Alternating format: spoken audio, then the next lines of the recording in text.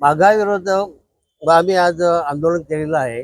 जवळजवळ ह्या हप्त्यात 10 दिवसापासून 10-11 दिवसापासून 4 वेळेला पेट्रोल डिझेलची अ, भाववाढ केलेली आहे. आणि आता हंगाम हा शेतकऱ्यांचा हंगाम आलेला आहे. शेतकऱ्यांनी करायचं काय? जर ट्रॅक्टर, JCB त्यांचे चालवायचे कसे काय? आणि त्यासाठी आज आम्हाला हा आंदोलन करावं लागले आहे. त्याच्या पुढे जे विश्वगुरू सांगतात का आम्ही सर्व हे करतो, पण हे विश्वगुरूंनी सत्यानाश सगळं केलेलं आपले देशाचा. आज देशाची अर्थव्यवस्था संपूर्ण बसलेली आहे.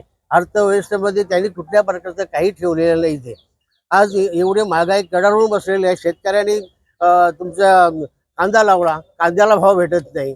उद्या शेतकऱ्यांनी संपूर्ण आंदोलन करून रस्त्यावर उतरतील आणि ज्या वेळेला ची जशी अवस्था झाली तशी अवस्था आपल्या देशामध्ये येऊ नये. आणि मग रस्त्यावर उतरल्यानंतर त्या टायमाला हा मोदी सरकारला समजेल का आता जनता कंटाळलेली आणि आमच्याकडे आता आली भाऊजाने बिलकुल त्या लोकांना ठेवू नये. याच्यावर मोदी सरकारने आता तरी भाववाढ कमी करावी.